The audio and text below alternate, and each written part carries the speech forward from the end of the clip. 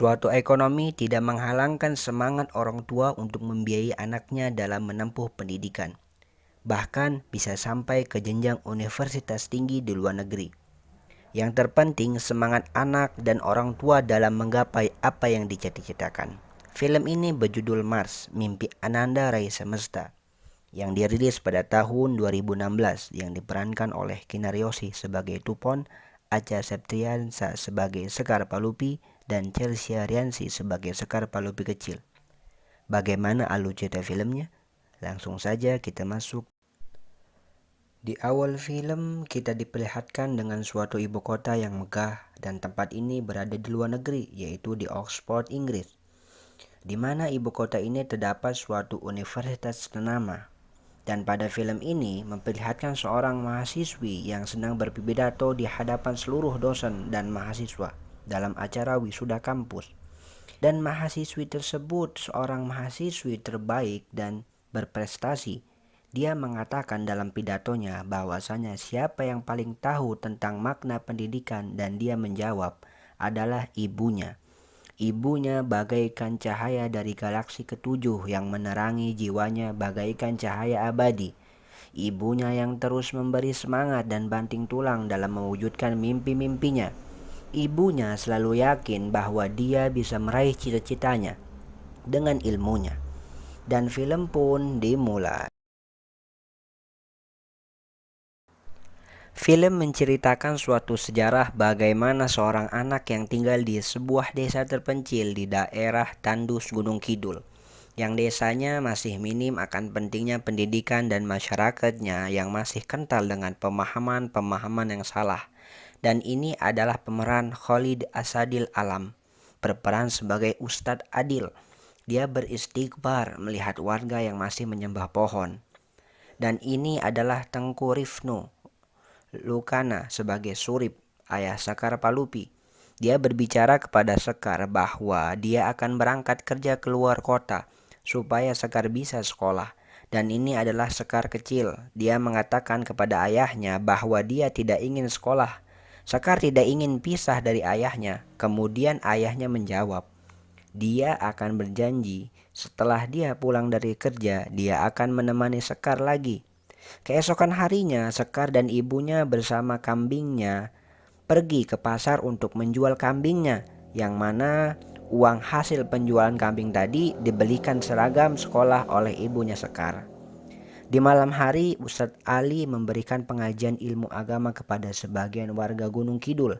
Beliau menyampaikan akan pentingnya pendidikan, akan pentingnya ilmu agama dan pengetahuan.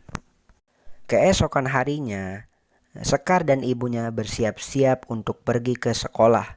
Setelah Sekar memakai seragam sekolah, begitu terharunya ibu Sekar melihat Sekar yang sudah siap untuk sekolah. Setelah tiba di sekolah, ternyata sekolah masih sepi. Setelah beberapa jam menunggu, akhirnya datang salah satu dewan guru ke sekolah tersebut. Bapak tersebut menanyakan kepada Ibu Topon, sudah sejak kapan berada di sekolah tersebut? Ibu Topon menjawab dia sudah berada di sekolah tersebut sudah sejak matahari muncul. Bapak tersebut menjelaskan kepada Ibu Topon bahwa pendaftaran sekolah akan dibuka minggu depan. Setelah mendengar hal itu, Ibu Topon dan Sekar kembali ke rumah. Setelah waktu pendaftaran tiba, semua wali murid telah mengisi formulir pendaftaran. Akan tetapi, Ibu Topon belum selesai mengerjakan dan kembali ke rumah untuk memenuhi persyaratan. Setelah kembali tiba di sekolah, ternyata dewan guru sudah mau pergi pulang.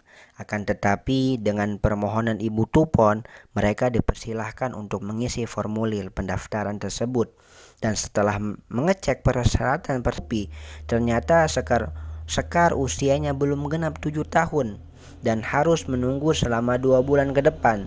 Setelah 2 bulan tiba, Sekar masuk ke sekolah tersebut. Akan tetapi setelah sekolah berjalan, Sekar bolos dari sekolah dan pergi ke tempat mbah. Sekar berbicara kepada mbahnya bahwa dia tidak mau sekolah dengan alasan Sekar sering diejek di sekolah. Mbahnya menjawab, tidak, Sekar anak yang cantik, anak yang cerdas, kamu harus sekolah dan harus pintar, jadi orang yang sukses. Ketika Sekar pulang ke rumah pada waktu jam sekolah belum tiba, Ibu Sekar kecewa kepada Sekar karena dia sudah berani berbohong kepada Ibu Tupon. Sekar berlari ke dalam rumah dan mengatakan dia benci sekolah. Ketika kembali ke sekolah, dia kembali diejek oleh temannya. Kesal dengan ejekan tersebut, Sekar Palupi marah dan memukul temannya dengan pensil ke wajahnya. Karena hal itu, Ibu Topan mendapat surat panggilan dari kepala sekolah. Setelah bertemu kepala sekolah menjelaskan bahwa Sekar Palupi sudah kelewat batas dan kemudian kepala sekolah mengeluarkan Sekar dari sekolah tersebut. Setelah 3 bulan kemudian, ayah dan ibu Sekar mengantarkan ke sekolah barunya Sekar. Setelah tiba di sekolah, ayah Sekar berpesan kepada Sekar, "Jadilah kebanggaan ayah dan ibunya." Setelah tiba di tempat kerjanya, ayah berpesan kepada ibu bahwa jika dia lelah mengantarkan Sekar, beristirahatlah. Soalnya 14 km bolak-balik mengantarkan Sekar. Ibu Topan berkata, dia tidak pernah lelah jika mengingat Sekar. Setelah beberapa saat kejadian tak terduga pun datang. Ayah Sekar mengalami kecelakaan kerja yang mengakibatkan ayahnya meninggal. Setelah kejadian tersebut, ibunya bertekad untuk terus mengantar ke sekolah Sekar dan mencari nafkah buat pendidikan Sekar, walau kepala menjadi kaki dan kaki menjadi kepala. Setelah Ibu Topon melihat Sekar bisa membaca, begitu bahagianya Ibu Topon dan memanjatkan doa kepada anaknya yang dicintai. Setelah malam harinya, Sekar tidak bisa mengerjakan PR karena pensilnya hilang. Karena pengorbanan seorang ibu, Ibu Topan mencari pensil ke warung walaupun hujan turun demi anaknya tercinta dan akhirnya mendapatkan pensil yang dicari. Setelah 10 tahun berjalan dan Ibu Topan sudah semakin menua, dia bertemu tokoh masyarakat yang mengundang untuk hadir nanti malam. Ada urusan yang ingin disampaikan.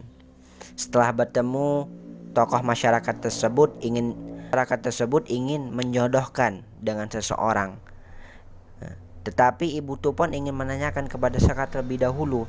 Setelah pagi hari, Ibu Topon menanyakan kepada Sekar bahwa Sekar akan dijodohkan dengan seseorang yang telah mempunyai anak satu. Akan tetapi, Sekar menolak dan ingin kuliah terlebih dahulu. Setelah mendengar jawaban Sekar, Ibu Topon bahagia dan memang keinginan Ibu Topon, Sekar bisa kuliah terlebih dahulu.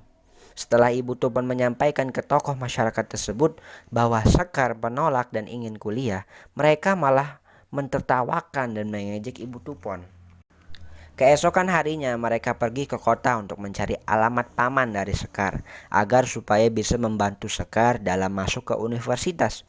Setelah mereka keluar dari masjid dan Sekar menemui dompet dan Ibu Topon memberitahu kepada imam masjid tersebut dan mereka diantarkan oleh imam masjid tersebut kepada pemilik dompet tersebut.